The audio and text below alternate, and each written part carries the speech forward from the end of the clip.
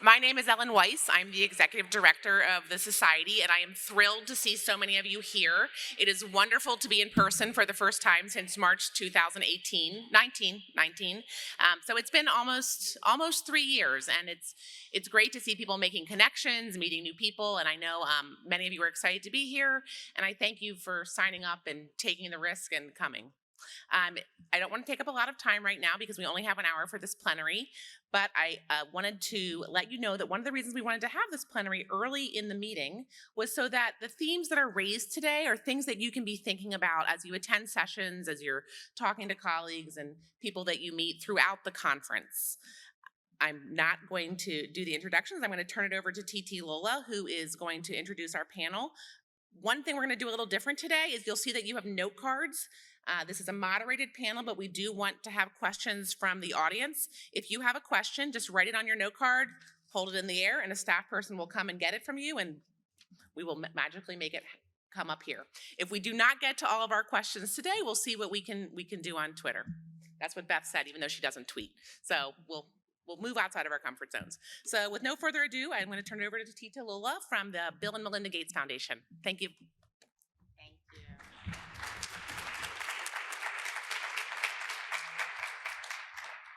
Good afternoon, everyone. Thank you for being here at this plenary session. We're really looking forward to having a conversation about where educator effectiveness research needs to go next in the context of equity and advancing racial justice. My name is Titi Harley. I'm a senior program officer at the Bill and Melinda Gates Foundation. I work in the K-12 education research and development team. And unlike our esteemed panelists and many of you here, I am not a formal researcher. That being said, throughout my career in education, and certainly now at the foundation, much of my work and all of the decisions that we make about investments and strategy rely greatly on research conducted by SREE members like yourselves. Understanding what works and why is really essential. But as we continue to see inequities persist, or in some cases increase, thanks to things like COVID and increased childhood poverty, and we see the negative impact on so many students, especially students of color, it presents an opportunity for all of us to ask ourselves, could we be doing more? That's what we hope today's conversation will be about, or at least begin to ask. Could we be doing more to center equity explicitly as we design effectiveness studies? Could we be doing more to ensure that effectiveness research can be leveraged by communities? Could we be doing more to mobilize knowledge into action to combat structural inequities and racial injustice? Could we be doing more? So, without further ado, let me introduce you to our panelists. I'm going to begin with Rekha Balu. She is the Director of Federal Equity Initiatives at the Urban Institute and is co-vice president of the Office of Race and Equity Research at the Urban Institute, after spending a decade at MDRC designing interventions and leading evaluations. She is also a current SREE board member. Welcome, Rekha. Beth Boulay is a principal associate at ABD Associates and a current SREE board member. She has spent more than a decade providing evaluation technical assistance to evaluators generating causal evidence of the impacts of educational interventions and practices. Welcome, Beth. Thank you. And Sean Reardon is the endowed professor of poverty and inequality in education and professor of sociology at Stanford University, whose research addresses issues of inequality of opportunity. He has been involved with SREE since its founding. Welcome, Sean. So we don't have a lot of time, so we're going to move straight into our conversation, but I encourage you, if you have questions for any of the panelists, please do write them down, and don't forget to hold up your card and someone will come to pick them up for the Q&A. So let's start with the basics. When we talk about making research more equitable and advancing racial justice, what do we really mean? So Sean, I'd like to start with you.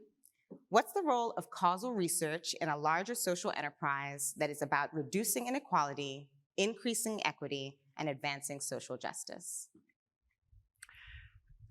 So I would start by sort of thinking about equity as a feature of a system. So equity is not inherent in an individual or a single school. Equity is a feature of the educational system in this case. And so if we want to study equity and how to improve it, and we want to do that in a causal way, the object of study has to be features of the educational system, not individuals who operate within that or individual schools within it. And so I think it necessitates a sort of change in the unit of analysis from much of the kind of work we do, where the unit of analysis is some component of the educational system, whether that's a component that distributes resources among classrooms or among schools, or determines how student behavior is treated, or how students are assigned to different kinds of conditions.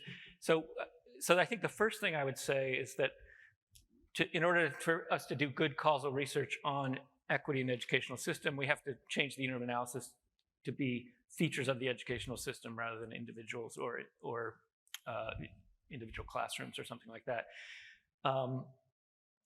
To do that, I think requires some thinking about how to adapt the set of designs and methodological tools that folks at SREE and others are quite skilled at, to adapt them to conditions where we want to study systems. So we can't just randomize kids to treatments. We can't randomize teachers to treatments. We need to think about how do we randomize features of the educational system. So how do we change the way a system distributes resources or assigns students to treatments or treats kids differently? That's a trickier randomization process or quasi-experimental process, both from a logistical point of view, from a power point of view, statistical power point of view, and from a kind of isolation of an individual treatment point of view. That is, if we're trying to figure out if we move sort of one component of the system, it's often hard to do that in isolation. So I think it raises a set of research design challenges that can draw on lots of the expertise we have as people who do this kind of work, but will require adapting them to a context where the units we're studying and the outcomes we're studying are features of systems, not features of individuals. And then I think the last thing I think we need to do it well is new ways of measuring disparities in treatment, disparities in opportunity, and disparities of outcomes. We have some tools for doing that, but we don't have as many good measurement tools for measuring kind of features of systems or contexts and the disparities in kids' experiences in those things as we do have ways of measuring outcomes like standardized test scores or different kinds of learning and cognitive attributes. So I think we're going to need to develop some of the measurement tools as well. Thank you. Any other panelists want to take that one as well? Well, I'm going to move actually to you, Rekha, because I wanted to think about something that Sean said. You talked about really having to adapt and switch to now studying and looking at systems as opposed to the individuals within those systems or components. And one of the things that is important when we think about equity is centering the needs of communities. And they are the parts of these systems, but also the ones that are then impacted by the system. So Rekha, in your role as Vice President of the Office of Race and Equity Research at the Urban Institute, you're likely spending a lot of time thinking about centering the voices of historically marginalized students and their families in research. How has your thinking about intervention design and research changed in recent years, particularly about ways to address and incorporate the needs of communities? I appreciate the question and appreciate the opportunity to be here, and it's great to see so many familiar faces. So I think picking up on a point that Sean made, and I think many in this room have made, is that there's sometimes a tension between asking a clear, focused research question that can be answered with the causal inference design, and then addressing this more overarching system-level issue that communities are contending with every day. I mean, communities don't just experience schools or don't just experience one government program, they're experiencing the state in their life as a whole. And so in some sense, I think part of when Sean's calling on us to look at inequities as features of a system, it's not just one system, it's not just the education system, it's many, and looking at how those systems are reinforcing both advantage for some groups and disadvantage for others. And so thinking of that and thinking about that, what does it feel like to experience a system means, I think, talking with communities not in the context of a funding stream or a grant opportunity or some of these, features that define our lives. It's thinking about how are things defining individuals and families' lives. And And ideally, we're doing this both in the intervention design process, where we're talking with students, parents, teachers, principals, paraprofessionals, community outreach and coordinators, all of the people who are seeing how this system is sort of playing out and interfacing with others, to then say, what would be a meaningful change here? And typically, that is going to be something that's not in the realm of being incremental, which I think is sometimes what policymakers or administrators may be more comfortable with. They might be calling on something, even if they don't use these terms, that is getting at larger structural changes. And so ideally, what we as a society are doing is starting to convene this conversation with policymakers about what are the structural changes that we're all willing to experiment with. And then study that experiment, which I know Beth will speak to. But that means that ideally we are jointly approaching all aspects of a research project with communities, from what is even the intervention that is meaningful here. Don't come to communities with an intervention and say, do you want to participate? Ask, what is the intervention that would be meaningful? Go on to even thinking about what is the data and the measures that you think would be appropriate. I think the things that we will default to are things that are in secondary data that we know and have studied and have worked with, but maybe there's a reason why variables in those data sets are consistently missing, and the reason lives in the, in the experiences of these various community members. I think there's every little step and decision that we are taking is something that involves not just community consultation, but ideally community leadership in some authentic and meaningful way. And my colleagues at the Urban Institute have been really great about thinking about what's the appropriate role of community advisory boards. When is consultation sufficient? When do you need something more? But I think on this question of the unit of analysis, which we might think of as something that's very technical and maybe like you don't want to take to the community, but I think they would actually, in some of the projects I've worked on, I've heard them say, well, why are you analyzing this at the individual level? Or why are you even analyzing this at the classroom level? It's the between neighborhood differences that are actually where we're seeing the biggest issues. So why aren't you studying it there? And there may be reasons why we choose not to, but at least we've had that interrogation and conversation.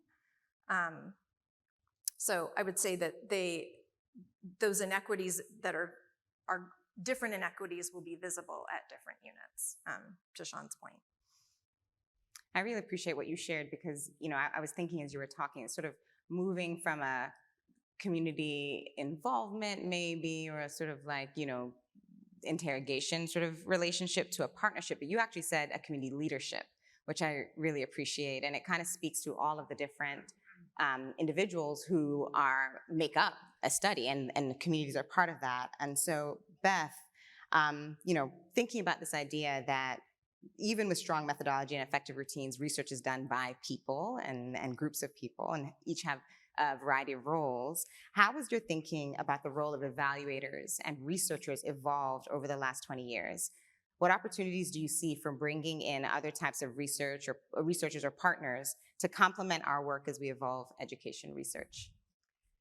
Yeah, thank you. And thanks everybody for being here. I can't tell you how good it is to see all of you in 3D. So thinking of us as SREE members, we all value and are somehow connected to the generation of causal evidence that we hope changes someone's behavior, right? We do this work because we want to show that maybe what you're doing could be better, could be different, could be helpful, right? And when I first started my graduate training back in 1997, I was told the research that you will do won't be causal. You won't be able to make causal claims because of the methods we were using.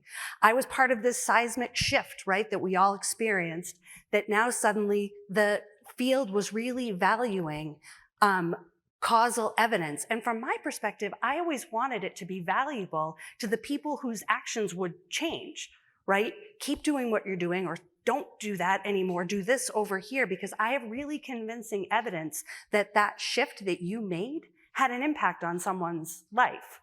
And over the course of the last decade or more, actually closer to 15 years, we all as a group have been growing from a small group of experts who knew how to do this work really well and who frankly started SREE as an organization to try to germinate and cultivate that capacity, to a much larger organization and a much broader network of people who know how to do this work really well.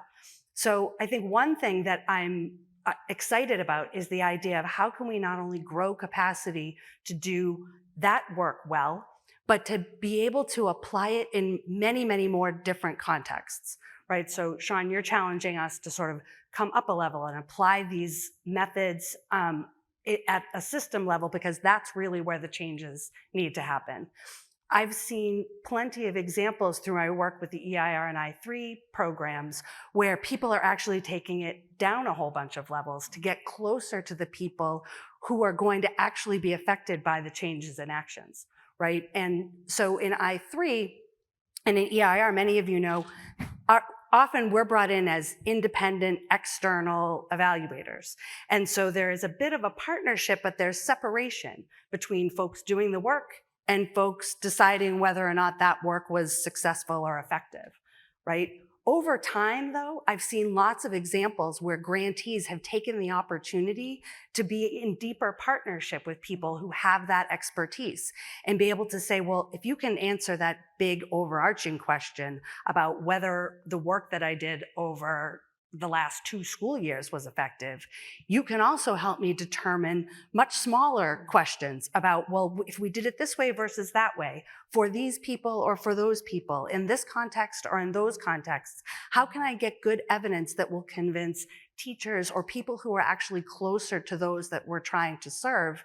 How can I get them the strong evidence that they need that making a change really is an improvement or is having an impact on someone's life?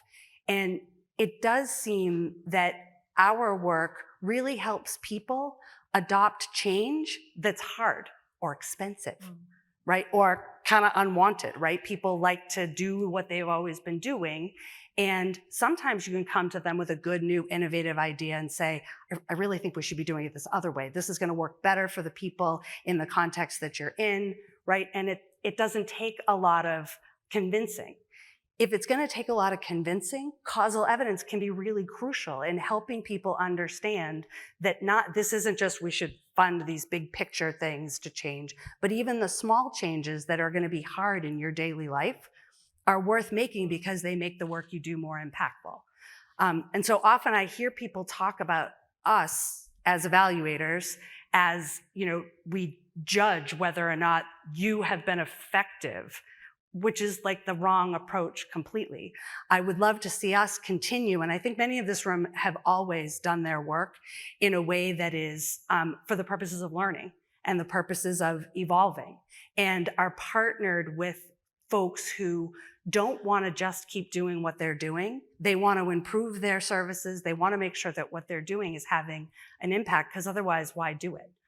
So in that includes those of you who are, say, academics and really using your causal methods and expertise to understand whether you've really got a beat on how kids learn, how teachers teach. There's nonprofit organizations who don't necessarily have our expertise in generating causal evidence, but understand that what you're doing is helping me learn whether or not what I'm doing on a day-to-day basis is helping anybody. And I don't want to do things, I don't want to waste resources, including my own time, doing things that are not actually helping the people that I oftentimes started this nonprofit to help. So being in conversation and in partnership, I think has been a wonderful thing that I've witnessed over and over again on EIR grants. It's not the thing they're required to do. It's the thing they do because it makes sense and it brings everybody's best expertise to the question at hand, which is what we're doing helpful to the people and to a wider variety of people that we want to be helpful to? So I just really hope that the future of education research for us as evaluators involves us being more utilized. I feel like our skills are underutilized. Our partnership is sometimes tense, and I hope it doesn't need to be in the future, because what we're all trying to do is answer important questions about what will be helpful.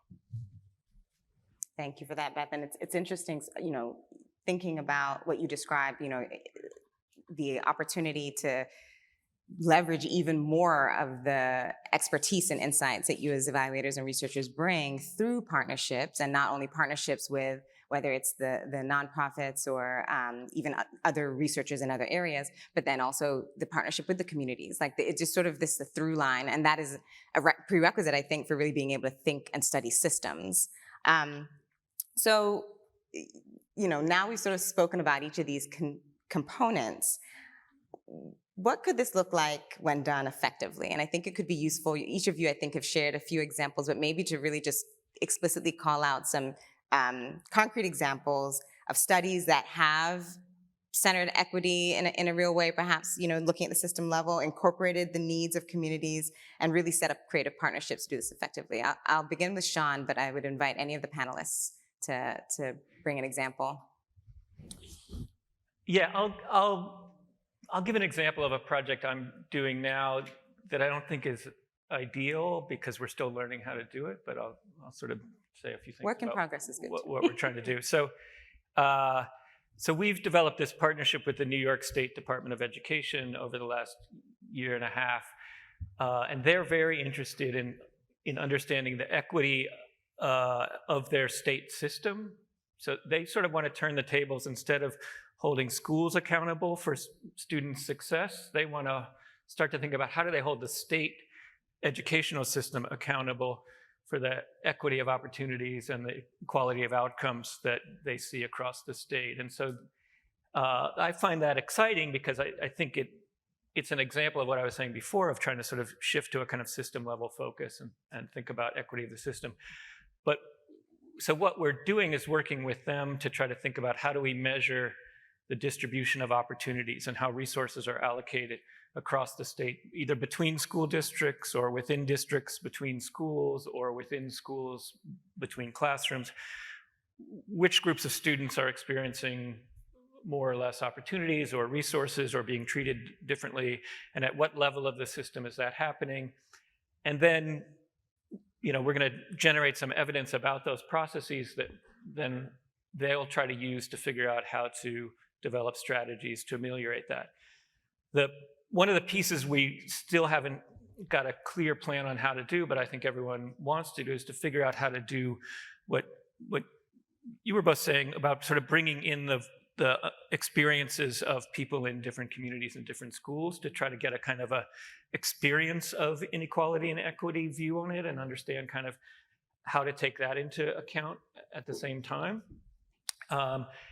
And then I think we're going to run up against lots of data and measurement challenges because state data systems and school data systems capture the things that we're used to capturing, but don't always capture a lot of the key features of equity. And so one of the conversations we've been having with them is, are there ways we can start to collect different kinds of data from schools and classrooms and across the state, or different kinds of measures to help us understand more about the processes of inequity across the state?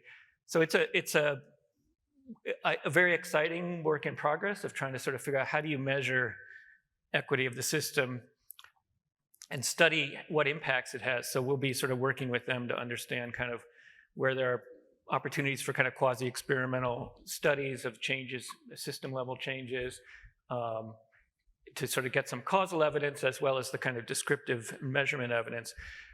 But it's a different kind of study, I think, than I'm used to doing, and it has sort of multiple levels. So it's a lot of fun, but I think raises lots of new challenges that differ from collecting some student level data and doing a regression discontinuity and saying the average effect is 0.3 or something and publishing it. It's a much bigger, sprawlier kind of process, but one where that's fun because they really want to change the system, I think. And so that means that our assistance and expertise can sort of inform them as they go about doing that. Thank you. Other examples?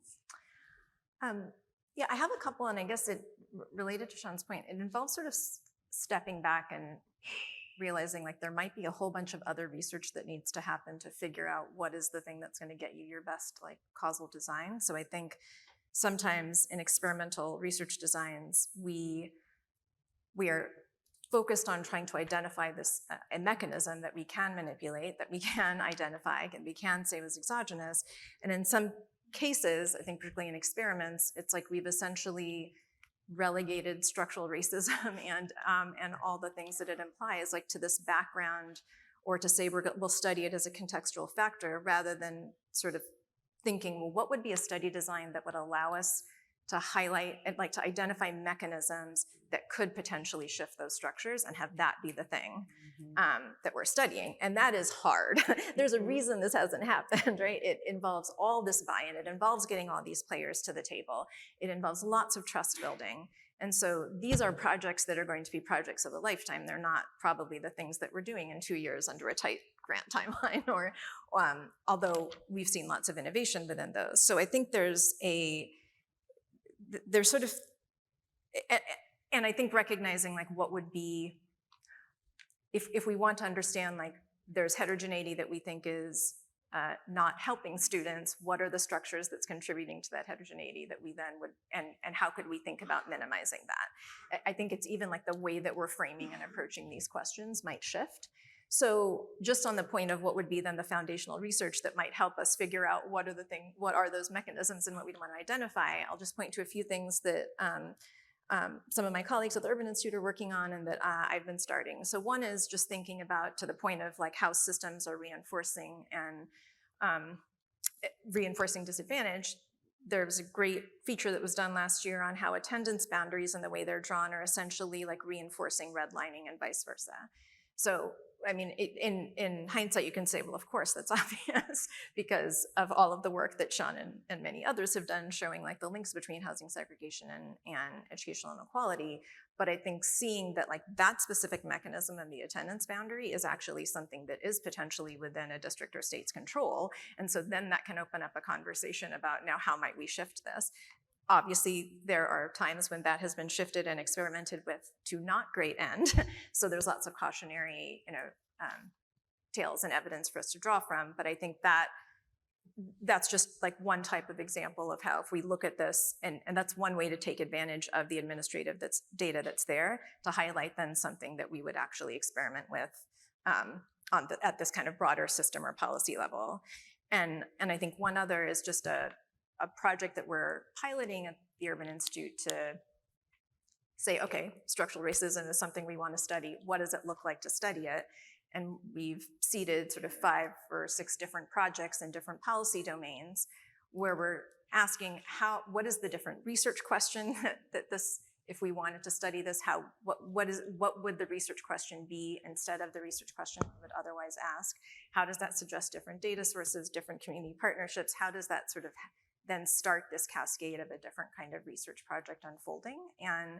And in some cases, I think what that's highlighted, especially if it's done well with the community partnership and the system players like all at the table, is it's identified a different set of policy recommendations and policy solutions than we otherwise would have gotten to.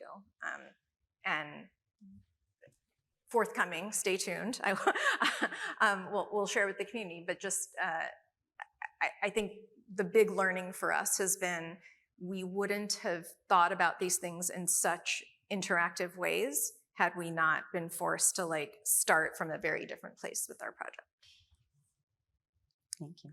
It's interesting that you ended with where we started the sentence where we start our projects, because it reminds me that as SREE members and as evaluators, we often come into this process at very different points. So for most of my career, I've come into this enterprise of generating causal evidence after somebody has decided what possibly might be a good idea and is worth testing in the first place, and has already decided what kinds of outcomes they will use to determine whether it was effective, right? And those decisions are often made, and I feel kind of stuck with them. And so to the extent that I can, though, highlight for people, well, you asked me to answer this question, but is that really what you want to do? Or you decided that, third grade reading test scores are the thing we're gonna all care about all the time. Is that the thing that we always, right? And I think I can raise some questions, but ultimately I need to partner with funders and intervention developers and community people who know better, right? Who know that I want to know whether this thing works, not these other things that somebody else has told you are the right things to study. But my role in all of this is making sure that when you bring those opportunities to me, we bring the strongest methodological tools I have in my toolbox to help you demonstrate that those things were effective for people you care about, on outcomes you care about. And I worry that sometimes I get very, I feel very boxed in, right? That the questions are already established, but I want people to still have access to those high quality methods and expertise that me and my colleagues here at SREE, we bring to those enterprises. So I feel like on EIR in particular, I've noticed several success stories that involve people going a little rogue, right? And so, yep, I'll do the study that looks at your outcomes on third grade reading scores, even though I, as the nonprofit organization who developed the intervention that you're testing, I don't really care that much about, right? I don't think that's the outcome that the people I'm aiming to serve care about, but that's what my funder and my grant, right? So I know you have to care about that. And then let's figure out what else we can measure.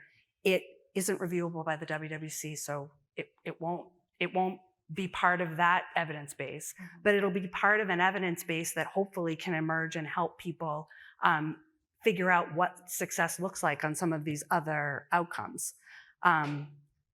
And so again, I think people have found opportunities to do sort of parallel research studies that kind of serve both purposes as we sort of evolve into a situation where maybe we're only doing the second thing, or maybe mostly doing the second thing. Maybe we're always going to care about third grade reading scores. I hope not. I'm actually going to segue to some of the questions that you all sent forward. I really appreciate the questions that have been raised, and they connect to a lot of what's been said. And I also appreciate that many of you have taken time to make sure they're legible. So thank you. I think I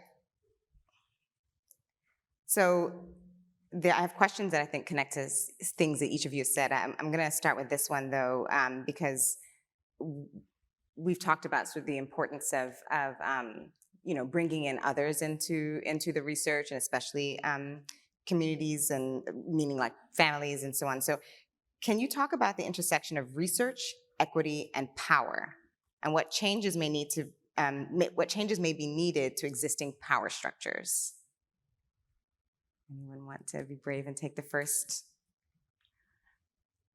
I heard a wonderful comment in one of the sessions I was in earlier that wants to sort of change the conversation about research for accountability and for judgment, as opposed to research for learning, right? And recognizing that, yep, we might be generating unbiased estimates of the causal impact of X on what, right? What Y on X, whatever we're doing. But that thing, it's just a piece of information that's going to help us learn more broadly about what we need to be doing to better student achievement, to give more opportunities to students. It's just a piece of the puzzle. And so I think in some ways, maybe we needed early in our development of bringing causal evidence to the education space, we needed to like over exaggerate how fabulous that was. But I think we're all at the point where like, we're here to stay. I think people understand the benefit of having high quality evidence about whether something worked in the way that we tested it. But really ultimately, and Tony Bright said this to me once, he said, all you've demonstrated is something that can work. And let's just not overemphasize that, right? That's what we've brought. We've shown you that it can work. Doesn't mean it will work. Doesn't mean it is working, right? But to show that what we've generated is an important piece of information, but just a piece of the puzzle. And it's okay that it's only a piece of the puzzle. They're not going to stop coming to us to bring that piece. And that piece is really important. But having it be part of a broader learning agenda as opposed to just the thing that stops you from getting funding to move forward. Well, you talked about, the insight sort of being one thing and not the whole thing. And so similar or connected to that, when you think about the different types of research, someone has asked, how do qualitative methods play a role in these future directions? All of the methods mentioned are causal or quant. If including communities or studying systems is important, why not focus on qualitative research?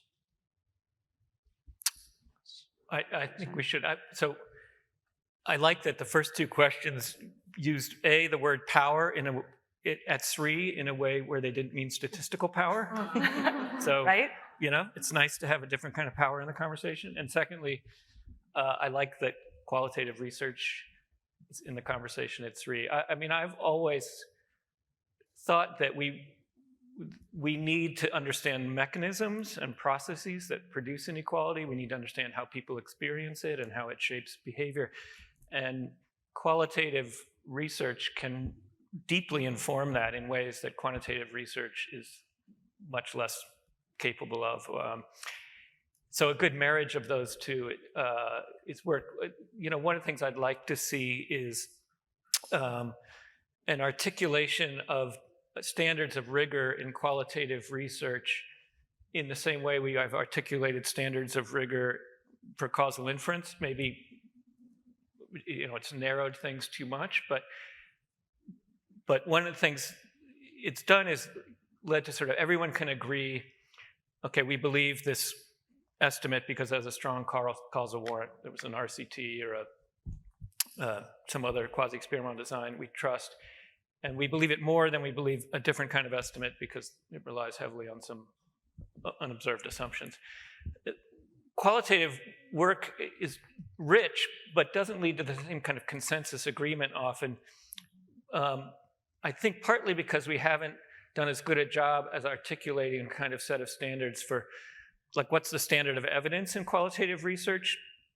And I don't think that's a knock on qualitative research. I think it's a much harder thing to articulate standards for, but I think it would benefit from, we would all benefit from sort of having that conversation, because I think it could help us figure out what kind of qualitative research is going to best inform the questions about mechanisms processes and experiences and those things.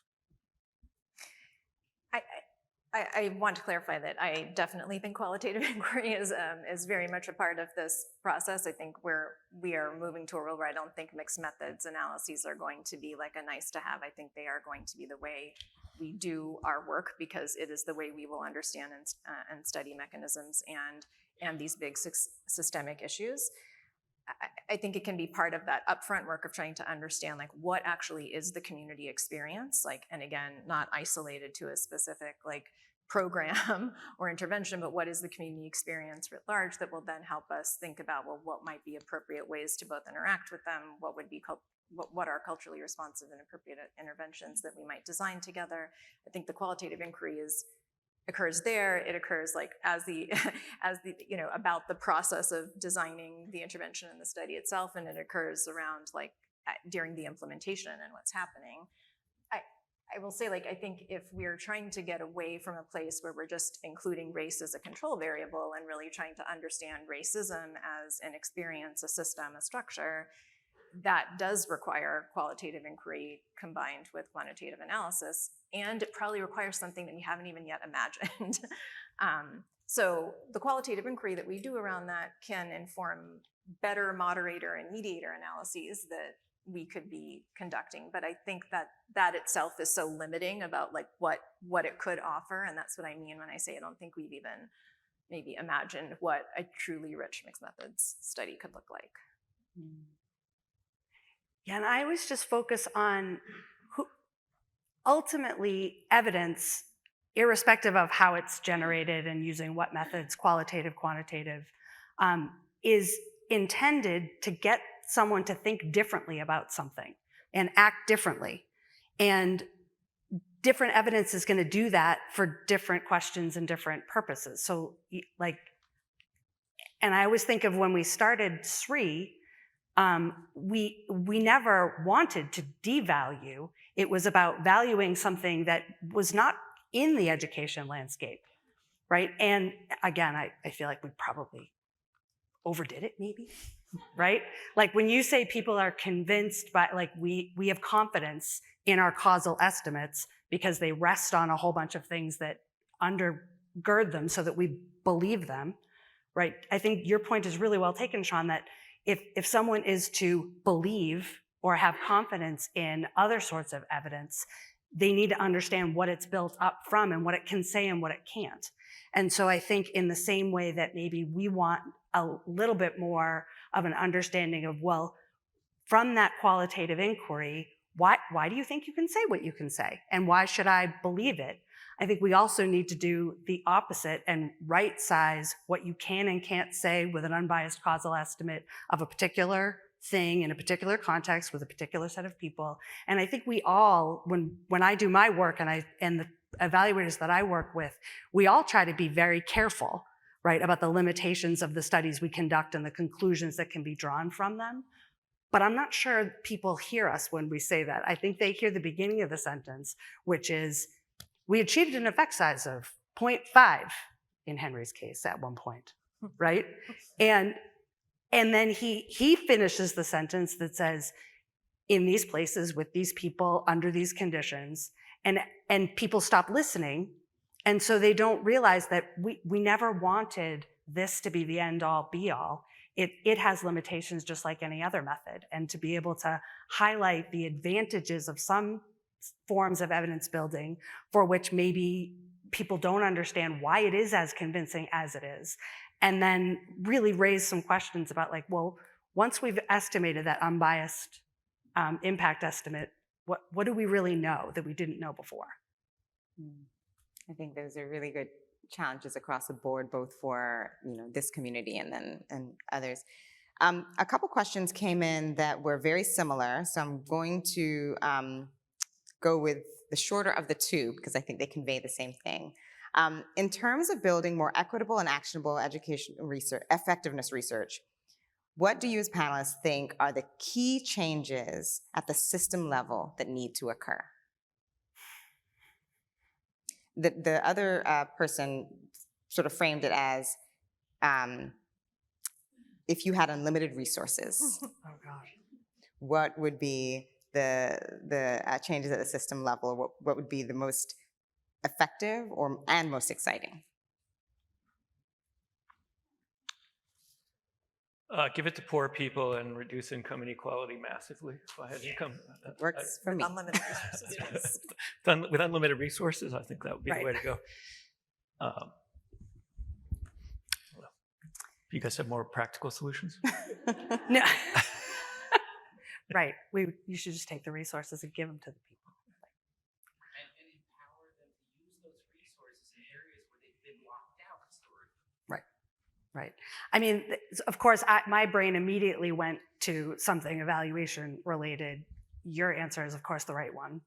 But I just keep thinking of we need to broaden and ubiquitously measure things that people care about in order to convince them to move the needle on those things. And so we just fall back on our standard measures of achievement. And now, I mean, even when we end up putting sort of SEL measures in our state data collection systems, they're still not totally what people care about.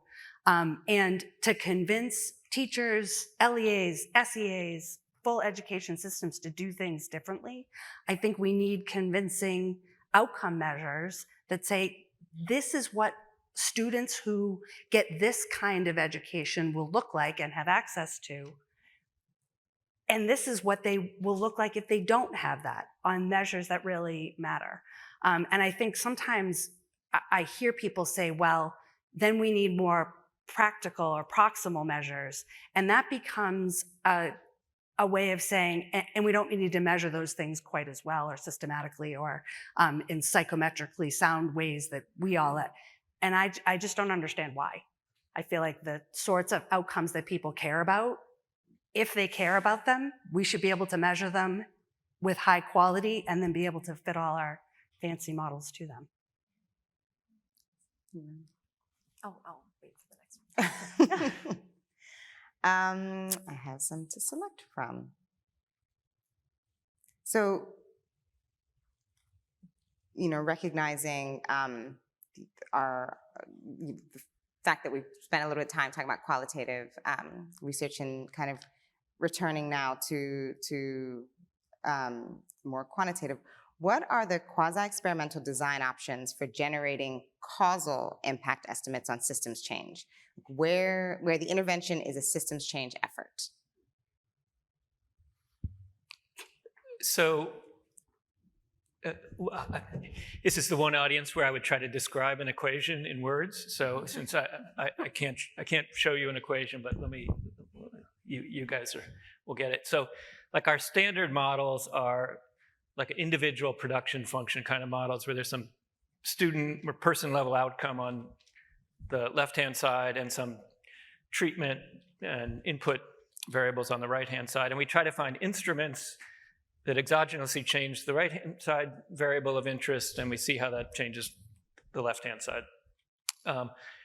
We should do exactly that, except that the objects of study should be system-level inputs and system-level outputs. So disparities in outcomes should be on the left-hand side.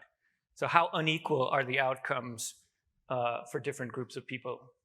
And disparities in opportunities or system-level features should be on the right-hand side.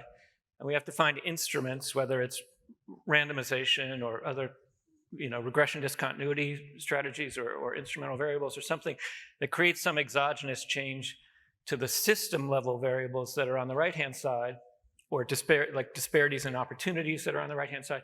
And we do the same thing we know how to do really well, but the object of study isn't the sort of individual and the sort of treatment. It's system-level features, disparities in resources and opportunities, the distribution of those things, on predicting disparities in outcomes. And then you have a kind of model where you say, if I change this about the system, or if I distribute resources differently in the system, then I know it will lead to, under these conditions for these group of people, it will lead to this change in the disparities in outcomes. And that's, I think, how you move from the kind of science we know how to do at the individual level to the same kind of science that operates at the system level. I think it gives you a very different kind of insight. And instead of saying, oh, we should reduce class sizes, or oh, we should do this kind of teacher professional development, we say, oh, we should change who gets the well-trained teachers, or we should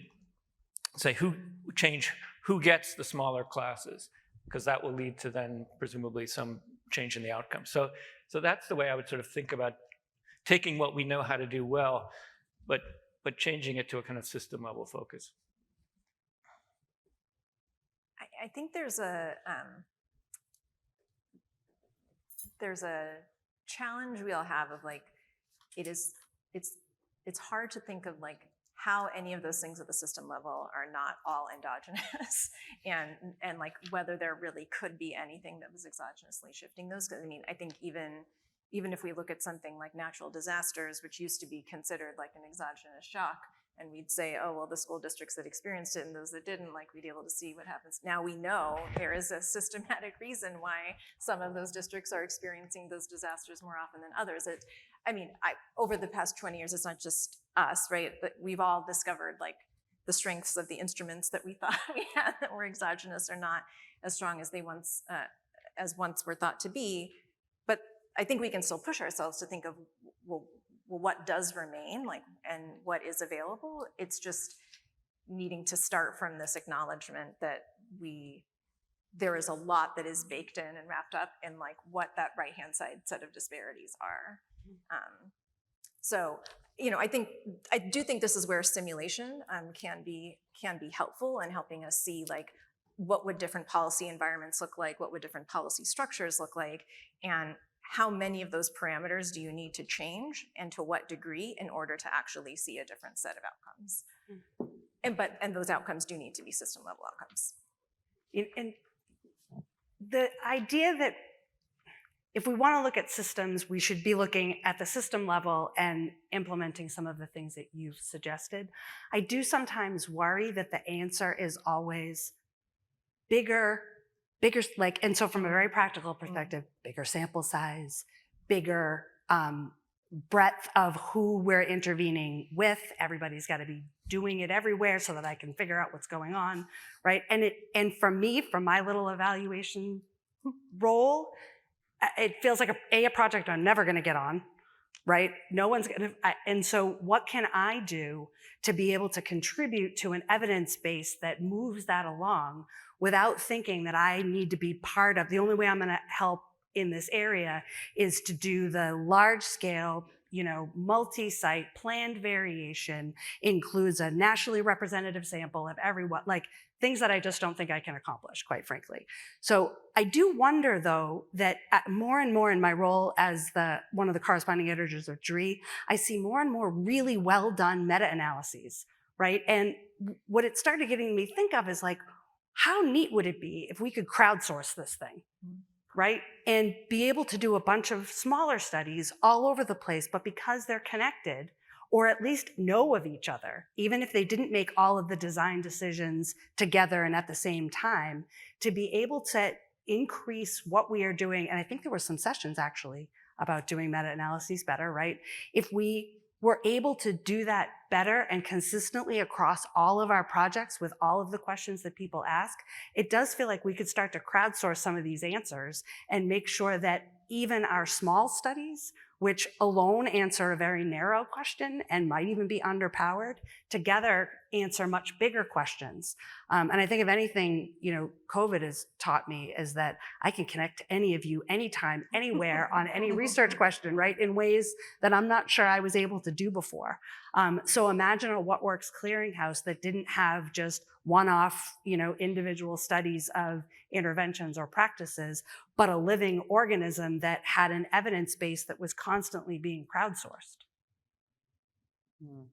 So we have about 5 minutes left, and so I'm going to ask a final question to each of you that kind of continues along this theme of, what could this look like going forward? What do we do next? But I do want to say that we will take these questions and find an opportunity to respond to them. But one of those opportunities might exist in the breakout sessions from this plenary. There are two.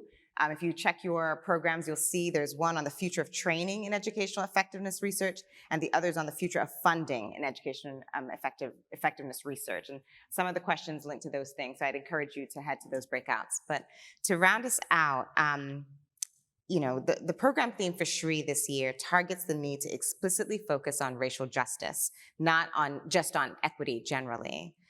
So I'd like for each of you to share what you think it would look like for SREE to build, as an organization, a research agenda that advances racial equity, and what missteps should we be careful to avoid in engaging in this work. Actually, let's start with Beth this time. We'll give Sean a break. It's interesting because I rarely get to be part of conversations where the research agenda itself is set, right? I'm usually part of the team or helping teams that address the research agenda after. And I just really, I want to make sure that we are able to contribute to the construction of the research agendas, to make sure that we just aren't being asked over and over to answer questions that we know don't advance equity and opportunities for people. That if people keep asking me to answer questions that don't help in that regard, I want the agency to be able to push back. And I know some of you are in much different roles than I am and maybe have more of that agency. Use it. I'm right behind you and ready to help with the projects once people ask me to do things that are more meaningful and helpful.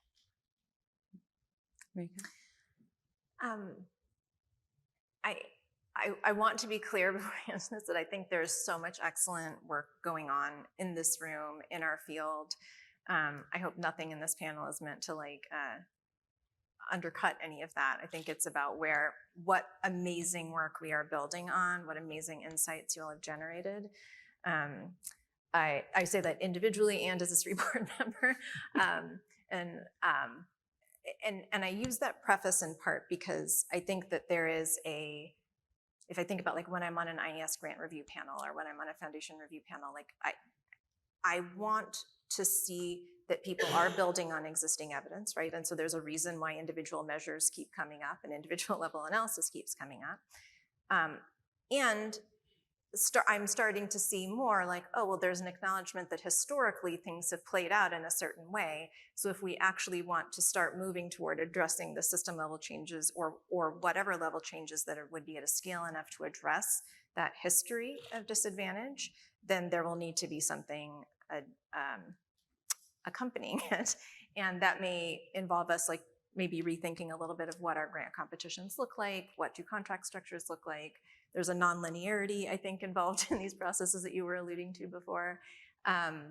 So I think if we can all come together and be a little flexible and imaginative in our thinking of what those new structures might look like, I think we can get someplace that's, because I think really the move from racial equity to racial justice is not an incremental one. It's a mindset shift as well as a shift in practice. And I don't think it needs to be that everything is being done at like the big national, like 10x, 100x scale. I think there can be some more feasible ways for each of us to be contributing to it. But I would say one big piece of that is definitely thinking about what would be sufficient to overcome the level and intensity of historical disadvantage that's existed thus far. Can I ask you a question? Sure. You were talking earlier before this about the distinction between racial equity and racial justice. I'd sort of like to hear you talk about that. And I'm by no means any sort of expert here. I'm simply sort of sharing things that I've heard that have resonated with me. But I think equity can tend to be focused on measuring what is happening within a system and trying to say within this system, how do we help people catch up? How do we help people like learn faster, do more, get to a place? And racial justice is saying, well, the existing system is clearly not working. If it were working, it would not be, or it's working only for some people if it continues to produce this level of disadvantage over and over again. So it seems like, part of what the literature on and advocacy, I think, in conversations around racial justice is arguing for is, if we were to imagine a different system, what would that look like, and how do we sort of work backwards from thinking of what are the ways to study, then how we get there? But I think it's this difference between like not accepting that the existing system design is the only system design.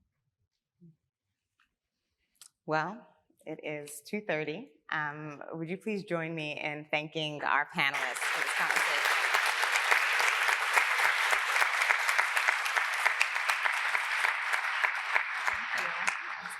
Thank you all, and enjoy the rest of the conference.